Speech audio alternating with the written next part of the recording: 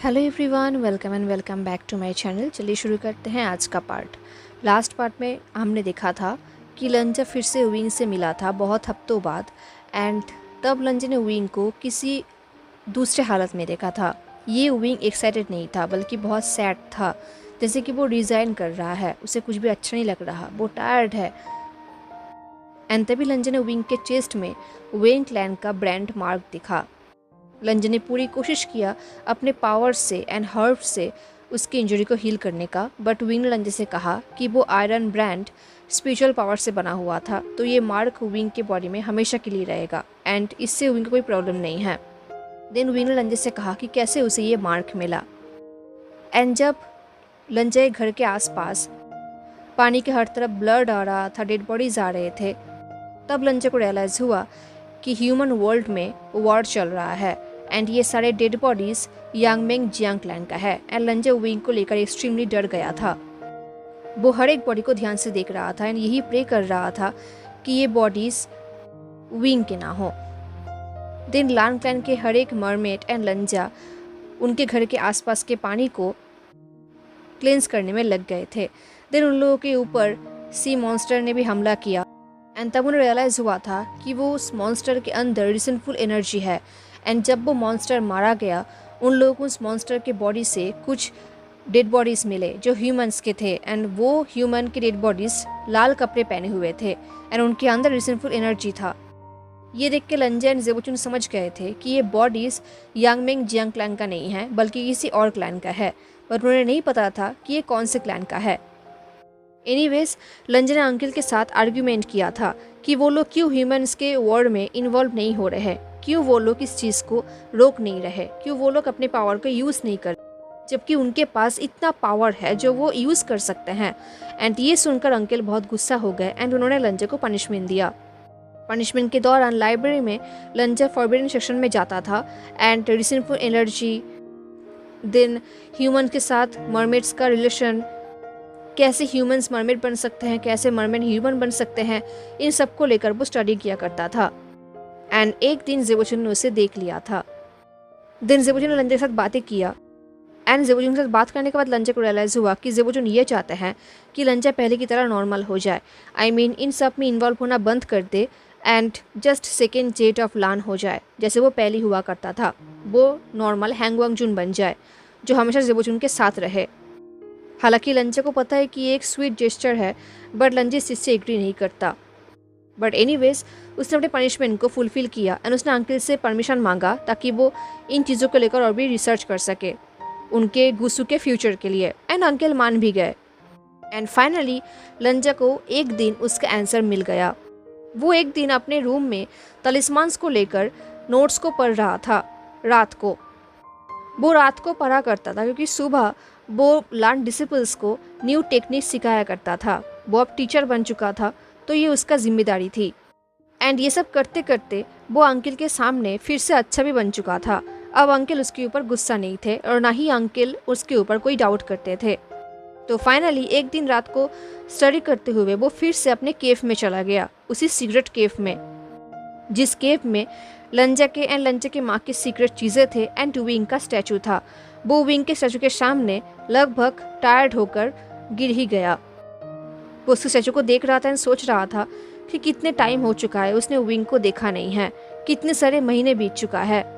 लंजा के हर एक दिन बिल्कुल एंजाइटी के साथ बीतता है एंड वो अपना प्रॉब्लम किसी के साथ शेयर भी नहीं कर सकता। एनीवेज, एक दिन वो फिर से अपने घर के बाहर गया था बाकी डिसिपल्स के साथ। बाकी डिसिपल्स अपना काम कर रहे थे एंड लंजा थोड़ा दूर चला गया था। एंड तभी बहुत हफ्ते बाद लंजा को फिर से पानी में एक शिप दिखाई दिया एंड इस बार लंजा के साथ उसका गुचिन भी था एंड उसका स्पेयर भी। लंजा स्पेयर एंड गुचिन लेके इस बार आया था, तो वो बिल्कुल प्रिपेयर्ड था। अगर कोई खराब सिचुएशन आया तो वो फाइट कर सकता है।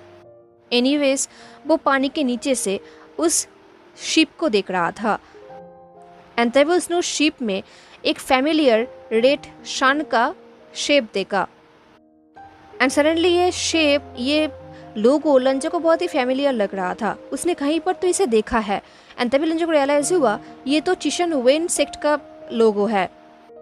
या लंजा इतना फुलिश कैसे हो सकता है? तभी लंजा को याद आया उन्हें जो डेड बॉडीज मिला था, जो लाल कपड़े पहने हुए थे, जिनके अंदर रिजनफुल एनर्जी था, उनके कपड़ों में भी यही सेम लोगो था। एंड लंजा ये लोगो इसलिए पहचानता है क्योंकि विंग के चेस्ट में जो ब्रांड मार्क है वो इसी लोगो का है। एंड विंग ने कहा था ये लोगो चिशन वेन का है। इसका मतलब वो लाल कपड़े पहने हुए वो इंसान जो मर गए थे वो चिशन वेन सेक्ट का था। एनीवेज लंजा शिप को ध्यान से देखने लगा। वो और भी करीब गया एंड तभी उन्हें उन लोगों का वॉइस सुनाई दिया जो शिप के अंदर थे। एंड तभी उसे कुछ वॉइसेस सुनाई दिया। ये किसी इंसान का वॉइस था जो पागलों की तरह पैनिक हो गया था एंड कुछ भी बोले जा रहा था। तो लंजा थोड़ा और करीब गया। लंजा को रियलाइज हुआ कि शिप में ज़्यादा इंसान नहीं है, बस कुछ ही इंसान हैं। एंड सब लोग लंजा की तरफ पीछे मुड़ के खड़े थे। सिर्फ एक इंसान था जो बैठा हुआ था एक कॉर्नर में एंड बुरी तरीके से कांप रहा था पैनिक से। उसके हाथ एंड फेस बिल्कुल ब्लड से कवर्ड था। इनफैक्ट उसके ऊपर जो बैंडेजेस लगा हुआ था वो भी ब्लडेड हो चुका था। उस इंसान को देखकर लग रहा था जैसे कि इस बैंडेज के नीचे उसका कोई स्किन ही नहीं है। वो डेस्परेटली कॉर्नर के साइड में बैठा हुआ था एंड उसके सामने एक लंबा इंसान खड़ा था गार्ड बन के, जैसे कि वो किसी से उस डरे हुए इंसान को बचाना चाहता है। उस डरे हुए इंसान ने कहा उसने ऑलरेडी जियाओ जियाओ को मार डाला है, वो नेक्स्ट मुझे ही मारेगा। वेन जूलियो, मैं नहीं चाहता कि वो मुझे यहाँ पर देख ले। शिप में जितने भी टॉर्चेस है उन्हें बंद कर दो, अदरवाइज वो हमें ढूंढ लेगा। उसके बात को वेन जूलियो ने इग्नोर करते हुए कहा आपको लगता है कि अगर हमने टॉर्चेस को हटा दिया तो वो हमें ढूंढ नहीं पाएगा? तो उस डरे हुए इंसान ने नोट करते हुए कहा हम बहुत दूर ऑलरेडी आ चुके हैं, बहुत टाइम से हम जर्नी कर रहे हैं, वो हमें ऐसे यहाँ पर पकड़ नहीं पाएगा, उसे पता नहीं चलेगा कि हम यहाँ पर हैं, वो हमें ढूंढ नहीं पाएगा। तभी वेन जूलियो ने कहा शायद। ये सुनकर उस डरे हुए इंसान ने कहा क्या मतलब शायद?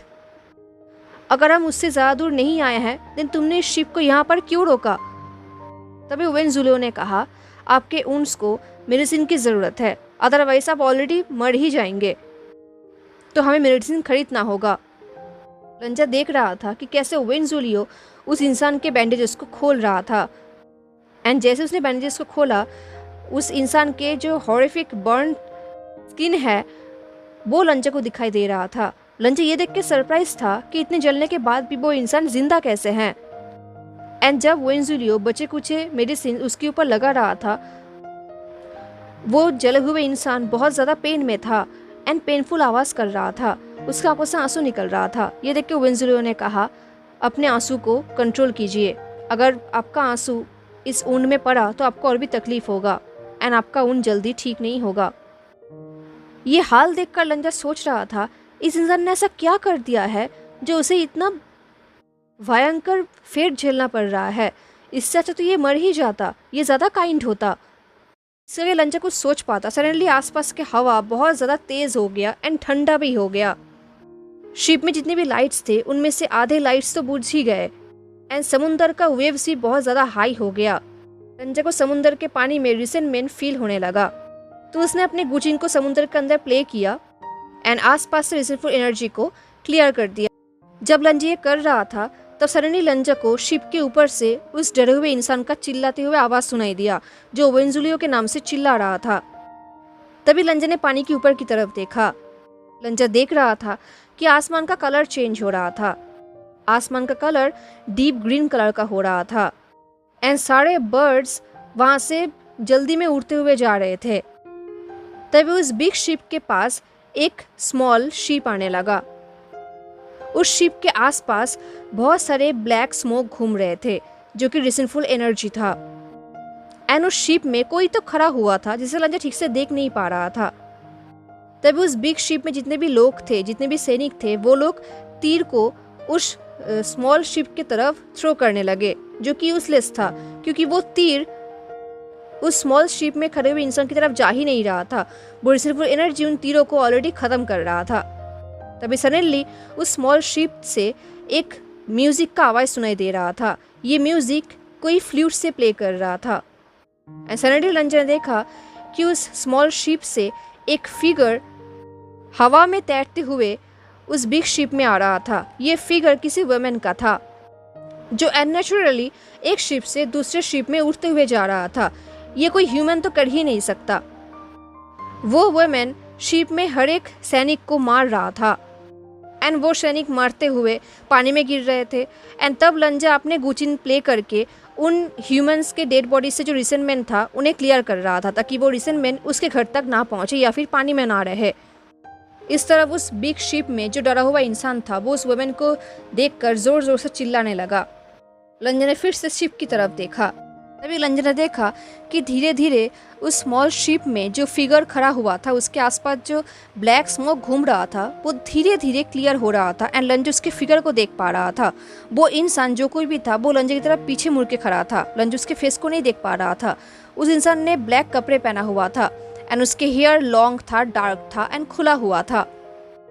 उसके दोनों हाथ उसके पीछे की तरफ थे एंड उसके एक हाथ में एक डार्क फ्लूट था जिस फ्लूट में एक जेट ऑर्नामेंट लटक रहा था। वो इंसान बहुत ही फेयर कलर का था, तो जब उसका फेयर फिंगर उस फ्लूट को जकड़ रहा था लंजा क्लियरली देख पा रहा था। इस तरह वोइन जूलियो उस डरे हुए इंसान एंड उस डार्क कल्टिवेटर के मिडिल में आकर खड़ा हो गया। तब उस ब्लैक कपड़े पहने हुए इंसान ने कहा, वोइन जूलियो। सडनली ये वॉइस लंजा को बहुत ही फैमिलियर लगा। लंजा सोच रहा था, मुझे ऐसा क्यों लग रहा है कि इस वॉइस को मैं जानता हूँ। तब उस डार्क कल्टिवेटर ने कहा, तुम ये सब कुछ वेन चाओ के लिए कर रहे हो, वेन रोहान के लिए कर रहे हो?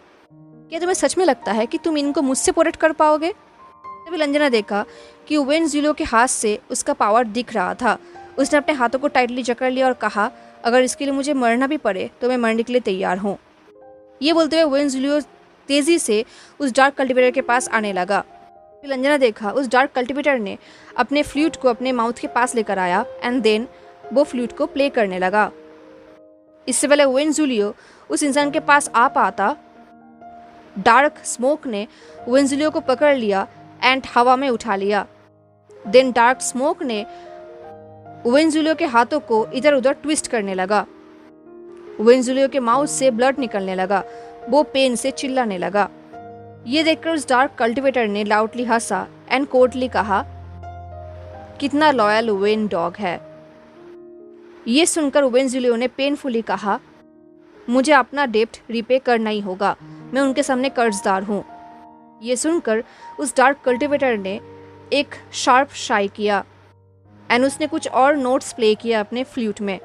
देन उसने कहा, तुम्हारा डेप्ट मतलब तुम्हारे डेप्ट को पे करने के लिए इनोसेंट लोगों को मरना होगा। ये बोलने के बाद उसने फिर से फ्लूट पे किया एंड डार्क स्मोक ने वेन जूलियो के नेक को टाइटली जकड़ लिया। अब वेन जूलियो के आंखें जैसे बाहर आ रहा था, उसका फेस बिल्कुल पर्पल हो रहा था। एंड नेक्स्ट उस डार्क कल्टिवेटर ने कुछ ऐसा किया जिसके बारे में ना कभी लंजा सोच सकता था और ना ही कभी वेन जूलियो सोच सकता था। उस डार्क कल्टिवेटर ने अपने ब्लैक स्मोक के जरिए वेन जूलियो के अंदर से उसका गोल्डन कोर बाहर निकाला। ये देखकर खुद लंजा भी शॉक्ड हो गया था। एंड देन उस ब्लैक स्मोक ने एक बार लास्ट टाइम वेन जूलियो को अटैक किया एंड वेन जूलियो मारा गया। एट द सेम टाइम से गोल्डन कोर को भी खत्म कर दिया गया। देन उस डार्क कल्टिवेटर ने वेन चाओ की तरफ मुड़ा। लंजा को नहीं पता कि उस डार्क कल्टिवेटर ने ऐसा क्या एक्सप्रेशन दिया था, बट उसने कुछ तो ऐसा किया था जिसकी वजह से वेन चाओ इतना डर गया था कि वो बुरी तरीके से कांप रहा था। एंड देन नेक्स्ट वेन चाओ ने जो कुछ भी कहा वो सुनकर खुद लंजा भी पानी में फ्रोज हो गया था। वेन चाओ ने कहा, मुझे जाने दो विंग, नहीं मॉन्स्टर। ये सुनते ही लंजा शॉक्ड हो गया। वो सोच रहा था, नहीं ये नहीं हो सकता। लंजा को बिलीव नहीं हो रहा था कि उसके सामने जो क्रूएल डार्क कल्टिवेटर है वो और कोई नहीं, उसका दोस्त विंग है। तभी विंग ने अपना फ्लूट को फिर से अपने माउथ में उठाया। ये देखते ही वेन चाओ चिल्लाने लगा एंड विंग फिर से अपने नोट्स को प्ले करने लगा एंड रिसर्वफुल एनर्जी ने वेन चाओ को जकड़ लिया। ये सब देख के लंजा ने सॉफ्टली कहा, विंग। तभी लंजा ने चिल्लाते हुए कहा, विंग नहीं। बट तब तक लंजा का आवाज़ विंग तक पहुंच नहीं पाया क्योंकि डार्क स्मोक ने उस शिप को कम्प्लीटली कवर कर लिया था। अब लंजा ये भूल चुका था कि उसे कोई देख सकता है। उसे बस अभी विंग की फिक्र थी, तो वो शिप के पास चला गया। उसने बहुत कोशिश किया विंग तक पहुंचने का, तो वो स्विंग करते हुए शिप के पास जाने लगा। बट लंजा ऑलरेडी बहुत दूर था। जब तक वो शिप तक पहुंचा तब तक वेंजा मर चुका था एंड वो लार्ज शिप 2 टुकड़ों में टूट गया था। जब लंजा शिप तक पहुंचा तब विंग शिप के एक टुकड़े के एकदम टॉप में खड़ा था, लंजे की तरफ बैक टर्न करके। उसे देखकर लंजा सोच रहा था कितने महीने से वो विंग के लिए वरीड था, उसे देखा नहीं था, उसने विंग को कितना मिस किया था, उसने पागलों की तरह विंग को ढूंढा था, उसे सपोर्ट करने के लिए वो कितना स्टडी कर रहा था, पर उसने कभी सपने में भी नहीं सोचा था कि उनका रियूनियन ऐसा होगा। लंजा ने विस्पर करते हुए कहा, विंग। जब लंजा ये विस्पर कर रहा था लंजा का दिल टूट रहा था, बट शायद लंजा का ये विस्पर विंग ने सुन लिया था, क्योंकि समुंदर बिल्कुल साइलेंस था। तो लंजा का आवाज़ विंग तक पहुंच ही गया एंड लंजा की आवाज़ सुनकर विंग खुद सरप्राइज्ड हो गया था। उसने लंजा की तरफ टर्न किया और कहा, लंजा। लंजा ने कहा, तो तुम ही वो इंसान हो जो चिशन वेन शेलर्स को इतने टाइम से मार रहा है? विंग ने कहा, हाँ। लंजा ने कहा, चिशन वेन सेलर्स के बॉडी में वो कैरेक्टर्स तो क्या तुमने ही? विंग ने कहा, हाँ मैंने ही किया है। जिस फेस को देखकर लंजा को सुकून मिलता था, अभी उसी फेस को देखकर लंजा को वरीड फील हो रहा था। लंजा ने कहा, विंग, एविल कल्टीवेशन प्रैक्टिस करने के लिए एक प्राइस पे करना पड़ता है, इस चीज़ को कोई बदल नहीं सकता। ये सुनकर विंग ने शाय करते हुए कहा, मुझे जो ही पे करना होगा मैं कर दूंगा। लंजा ने कहा, ये तुम्हारे बॉडी एंड माइंड के लिए बहुत बुरा है। विंग ने कहा, मैं जानता हूँ मैं क्या कर रहा हूँ। ये सुनकर लंजा बोलना चाहता था, क्या तुम सच में जानते हो? पर लंजा ने ऐसा नहीं कहा। लंजा ने कहा, कुछ चीज़ें हमारे कंट्रोल के बाहर हैं। तभी विंग ने कहा, सब कुछ मेरे कंट्रोल में है। ये बोल के विंग ने लंजा की तरफ एक हार्ड क्लियर किया। लंजा सोच रहा था, काश वो विंग के पास जंप करके जा पाता, काश वो विंग को पकड़ पाता एंड उसे स्लैप करके उसे अपने सेंस में वापस ला पाता, उसे फिर से वापस ला पाता, उसके ऊपर से सारे डार्कनेस को वो गायब कर पाता, फिर से वो पुराने विंग को वापस ला पाता। लंजी ये सोच ही रहा था, तभी विंग ने कहा, and about my mind and body, ये सब तुम्हें देखने की ज़रूरत नहीं है। लंजा सोच रहा था, मुझे देखने की ज़रूरत नहीं है? लंजा सोच रहा था, हालांकि विंग का डेमोनिक कल्टिवेशन लंजा को डायरेक्टली इफेक्ट नहीं कर रहा, बट ये कल्टिवेशन सी मॉन्स्टर्स को पावरफुल बना रहा है, लंजा कल्चर को इफेक्ट कर रहा है। तो ऑफकोर्स लंजा को देखने की ज़रूरत है। लंजा ने विंग के लिए इतना चिंता किया, इतना वरी फील किया, इतना रिसर्च किया, इतना स्ट्रेस लिया, इतना पेन फील किया। अब विंग ये कैसे बोल सकता है कि लंजा को देखने की ज़रूरत नहीं है? लंजा को लगा था कि वो दोनों दोस्त है और एटलीस्ट उन दोनों के बीच में कोई ना कोई रिलेशनशिप तो है, एटलीस्ट वो दोनों एक दूसरे के लिए ट्रस्ट वर्दी हैं। बट अब विंग कह रहा है कि लंजा को देखने की ज़रूरत नहीं है। लंजा को बहुत गुस्सा आ रहा था। उसने कहा, वी वुशियान। तभी विंग ने भी कहा, लांग वांग जी, अपने लेक्चर्स अपने पास ही रखो। इस दुनिया में वेन क्लैन से ज़्यादा और कोई एविल कैसे हो सकता है? विंग के आइज में जो रेड हेट्रेड दिख रहा था वो लंजा के लिए एक डर था, एक सैडनेस था। लंजा को पता है कि विंग जो कुछ भी कर रहा है ये डेंजरस है, सिर्फ ह्यूमन वर्ल्ड के लिए ही नहीं, इनफैक्ट सी वर्ल्ड के लिए भी, एंड मोस्ट स्पेशली विंग के लिए। ये डार्कनेस विंग को उसके खुद से अलग कर रहा है। ये वो विंग नहीं है जिसे लंजा जानता था। ये डार्कनेस विंग को अंदर ही अंदर मार रहा है। एक दिन वो विंग को मार डालेगा। ये सोचते हुए लंजा बहुत ही पैनिक हो गया। एंड देन उसने वो कहा जो उसने कभी कहने के लिए सोचा भी नहीं था। उसने कहा, विंग, मेरे साथ मेरे घर घुसू चलो। ये बोलते हुए लंजा सोच रहा था, हालांकि ये मैजिक फॉरबिडन है, बट वो फिर भी विंग को मरमेड बना सकता है। वो अपना पूरा पावर यूज़ कर देगा विंग को मरमेड बनाने में, ताकि वो विंग को अपने घर लेके जा पाए। एंड देन वो वहाँ पर लेके जाके विंग के रिसेंटमेंट को क्लियर करेगा एंड विंग को हील करेगा। अगर इसके लिए गुसुलान लंजा को पनिशमेंट भी देगा, लंजा सह लेगा। वो विंग को बचाने के लिए कुछ भी कर सकता है। विंग को बस हाँ कहना है, बाकी सब लंजा संभाल लेगा। लंजा ये सोच ही रहा था, तभी विंग ने कहा, गुसु। आई सी, आफ्टर ऑल तुमने कहा था कि तुम्हारा गुसुलान एकदम सही रास्ते में चलते हैं, तो आई एम श्योर उन्हें मेरे पावर से तो हेट ही होगा। ये सुनकर लंजा सोच रहा था, नहीं बिल्कुल भी नहीं। लंजा ने कहा, वो लोग तुम्हें पनिशमेंट नहीं देंगे। लंजा सोच रहा था कि ऑफकोर्स वो लोग कोशिश करेंगे विंग को पनिशमेंट देने का, बट लंजा ऐसा नहीं होने देगा। वो विंग को सेफ रखेगा एंड लंजा जानता है कि लंजा ऐसा कर सकता है। वो विंग को बहुत केयर करेगा एंड सेफ रखेगा, उसे बचाएगा, उसका पेन उससे दूर कर देगा।